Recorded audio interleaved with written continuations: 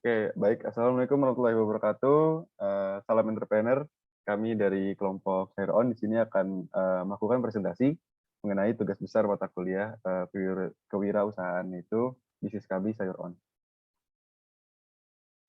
Oke, sebelum itu kami akan memperkenalkan diri terlebih dahulu. Nama saya Dava Octavian dengan NIM 12021933300.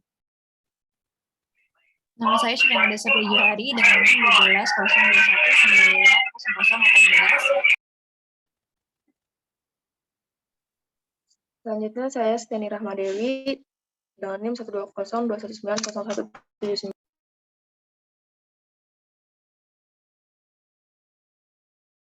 Kemudian nama saya Ilham Maulana Abdurrahman dengan NIM 12021903332. Saya Dina Larsayu dengan NIM 120 Lalu saya Beatrice Nakarima dengan NIM 120 Dan saya Bernadita Regina Paramasanti dengan NIM 120 Oke. Oke, selanjutnya di sini ada konten listnya yang dimulai dari bisnis profile hingga marketing. Untuk section yang pertama yaitu bisnis profile. Dari overview of industry environment-nya, di sini kita memilih sektor industrinya pertanian. Kemudian inspirasi dari bisnis kami yaitu kenyamanan dan efisiensi ketika melakukan pembelian sayuran. Kemudian yang kedua, meningkatkan kesejahteraan para petani dan bisnis agriculture. Selanjutnya di sini ada customer profile. Untuk target konsumen sendiri meliputi ibu rumah tangga, rakyat perkotaan, pedagang makanan, hingga healthy people. Selanjutnya di sini ada produk. Jadi bisnis kami ini adalah sebagai platform yang menyediakan layanan pesan antar sayuran secara instan untuk customer. Dan untuk value added-nya sendiri di sini kita dapat menyediakan akses pembelian sayur terdekat, kemudian proses pengirimannya yang lebih cepat. Selanjutnya ada harga yang tergolong murah dan kualitas terjamin yang baik. Dan yang terakhir ada pembelian sayur yang dilakukan secara instan. Oke. Selanjutnya ada the market. Next. Di mana customer target kami adalah ibu rumah tangga, warga perkotaan, orang yang bergaya hidup sehat, dan masyarakat menengah ke atas.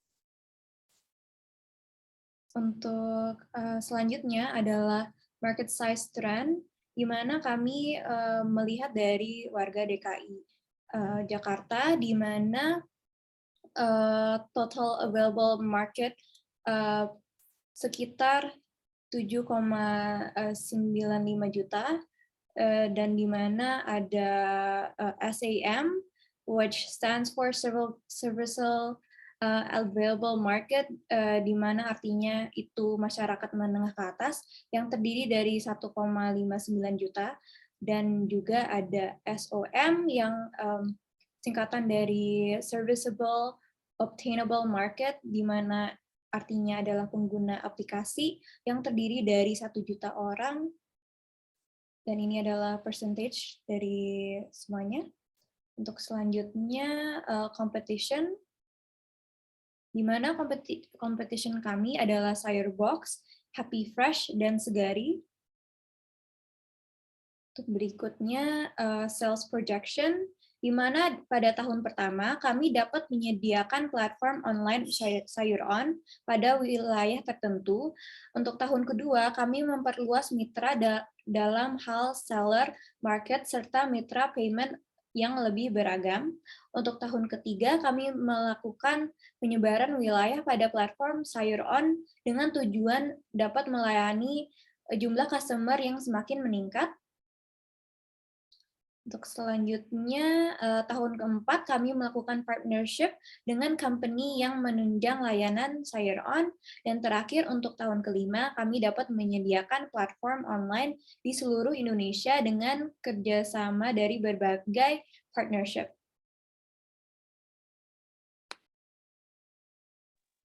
Selanjutnya untuk development or production di section 3. Untuk development statusnya Saat ini kami masih berfokus pada perancangan pembuatan aplikasi Sayur On karena kami merasa pembuatan aplikasi merupakan faktor utama pada layanan kami dan termasuk dalam bidang expert yang kami dalam bidang IT.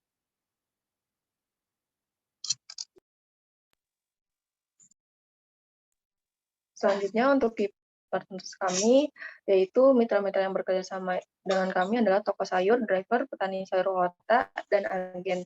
Nantinya driver yang bertugas sebagai perantara akan mengantarkan sayur pesanan kepada customer dari toko sayur, petani sayur kota, maupun agen.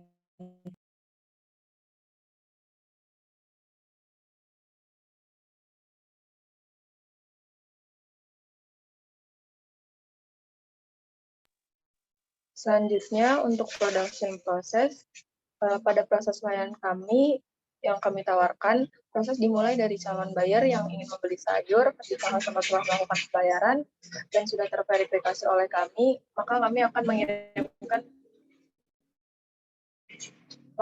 mengirimkan informasi pemesanan kepada mitra yang terkait. Setelah mitra menerima order, lalu detail order yang sudah di-ACC akan dikembalikan ke kami untuk selanjutnya dilanjutkan pada jasa logistik serta pengiriman yang bekerjasama dengan Sayur On.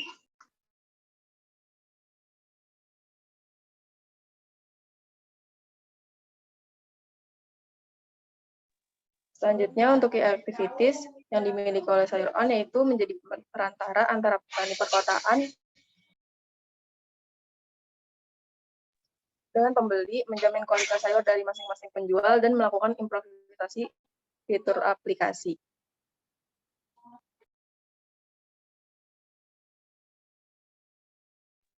Selanjutnya untuk expense dan capital requirement, modal awal kami yaitu 100 juta dan biaya tetap dengan upah tenaga kerja yaitu 4.500.000, peralatan development aplikasi yaitu 10 juta, biaya jasa pengiriman 2 juta, biaya variabel yaitu upah lembur tenaga kerja dari 500.000, biaya perancangan aplikasi 5 juta, biaya uji kelayakan aplikasi yaitu 1.500.000.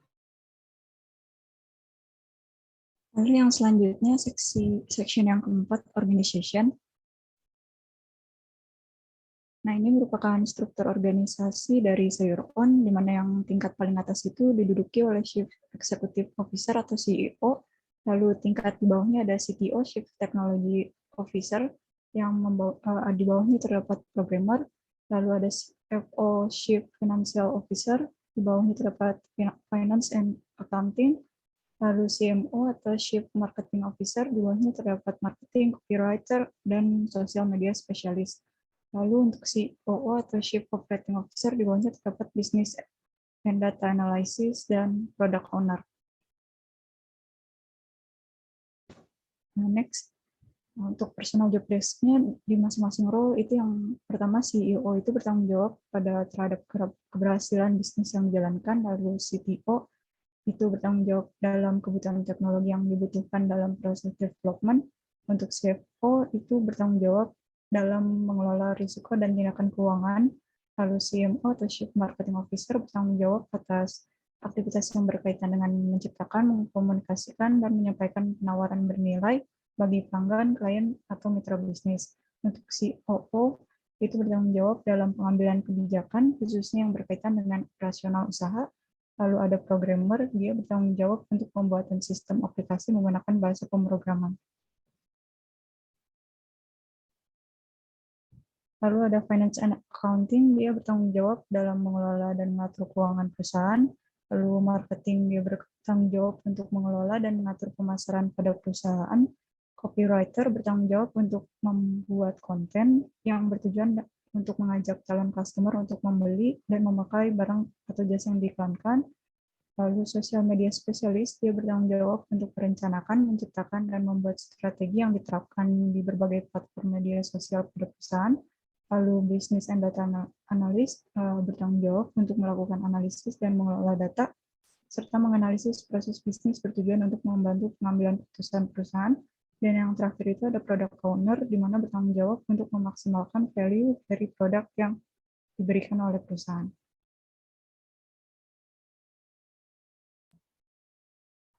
Kemudian selanjutnya masuk ke section 5 yaitu financing. Boleh next. Ini adalah financing strategi selama 2 tahun operasi usaha. Ya, dimulai dari praproduksi sebesar 62.500.000, kemudian pada fase produksi 76.200.000, pada fase pemasaran sebesar 23.400.000, kemudian pada sesi promosi sebesar 30 juta. Selanjutnya,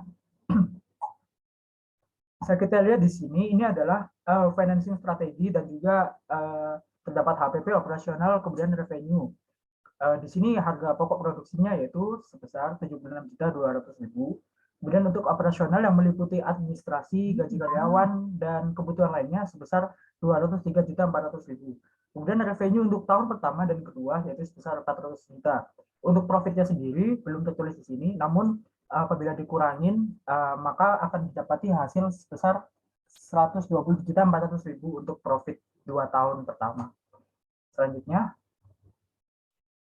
kemudian bagi plan untuk investasi untuk mendatangkan investor, ini terdapat kuartal 1 pada tahun 2024 yaitu seed financing. Ini ada 3 engineer untuk merancang aplikasi, kemudian beta produk, kemudian ada testing produk dan testing pasar. Kemudian masuk ke series A financing pada kuartal 3 2024, terdapat event untuk perilisan aplikasi, kemudian masuklah pendapatan pertama, kemudian ada promosi untuk diskon dan sebagainya, kemudian ada perkuatan tim atau penambahan pegawai. Kemudian untuk series 3 kuartal 3 2024 ini ada peningkatan penjualan, kemudian penguatan pemasaran, kemudian memperbanyak pelayanan. Selanjutnya, silakan untuk cash flow boleh jelaskan Mira. Yaitu ada proyeksi cash flow tiap tahun selama 5 tahun berturut-turut dari perusahaan kami, yaitu di tahun pertama ada saldo awal yaitu ada 60 juta. Lalu dari cash in sendiri, total pemasukan dari cash in ada 65.640.000.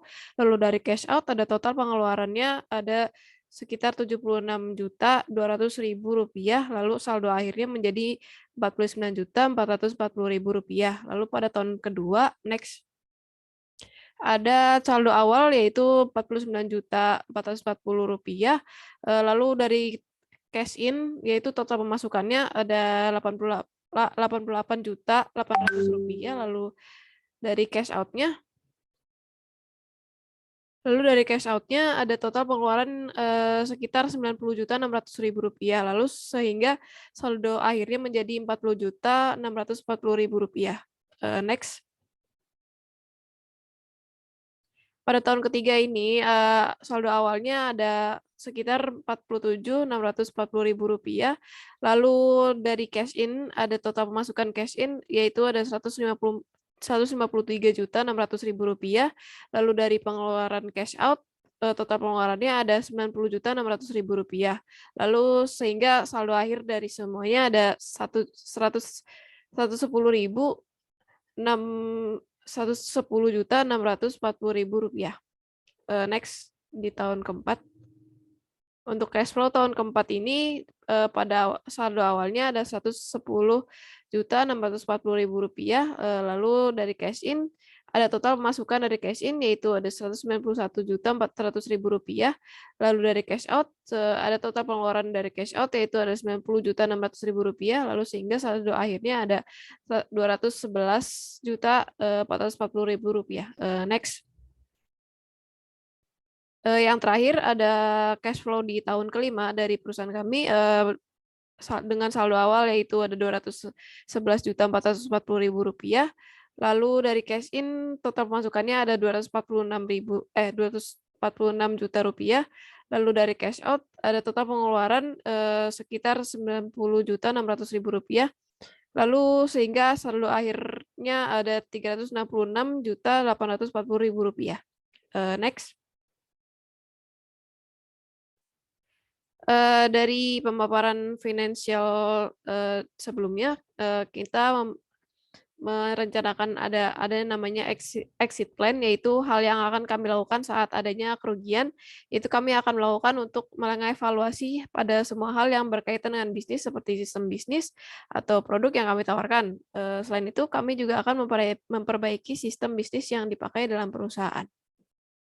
Selanjutnya dilanjutkan oleh teman saya. Baik, selanjutnya untuk sesi yang terakhir ada marketing. Yang pertama ada marketing plan. Jadi kita fokus ke 3 marketing aplikasi kami. Yang pertama ada social media, lalu ada SEO, dan paid advertising. Marketing terfokus dalam penggunaan promosi melalui social media secara organik maupun dengan sistem promosi berbayar, serta menggunakan teknik SEO atau search engine optimization, yaitu agar mengoptimasi para calon customer dalam mencari sesuatu lewat search engine dengan menjadikan aplikasi kami sebagai rekomendasi solusi. Berikut kami mengacu pada beberapa poin dari data-driven marketing goal aplikasi kami. Di sini KPI-nya terbagi menjadi 3. Yang pertama ada traffic visitor web atau klik iklan, lalu jumlah download aplikasi serta pendaftar, social media engagement, prospek sumber dari mulut ke mulut dengan goal-nya mengembangkan performa dari branding aplikasi. Lalu yang kedua, traffic pengguna dalam memakai promo, presentasi keefektifan sistem poin pembelian, dan optimasi prospek adanya gratis ongkir dengan goal-nya mengembangkan ikatan user atau customer relationship. Yang terakhir, menerapkan ekspansi MRR atau monthly recurring revenue dengan cross-sell revenue, yaitu sistem subscription pada layanan tambahan di luar layanan inti aplikasi dengan goal-nya meningkatkan customer lifetime value.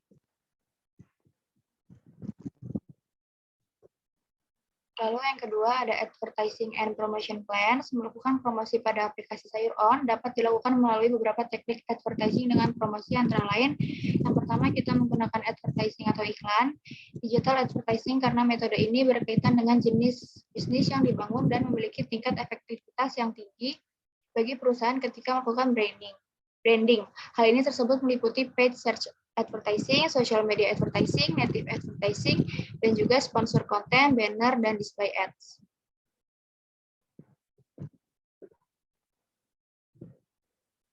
Lalu yang kedua, kita menggunakan promosi. Teknik promosi yang memiliki pengaruh tinggi untuk meningkatkan minat konsumen dalam Sayur On dapat dibagi seperti potongan harga atau diskon, jasa influencer, cashback, hadiah voucher belanja.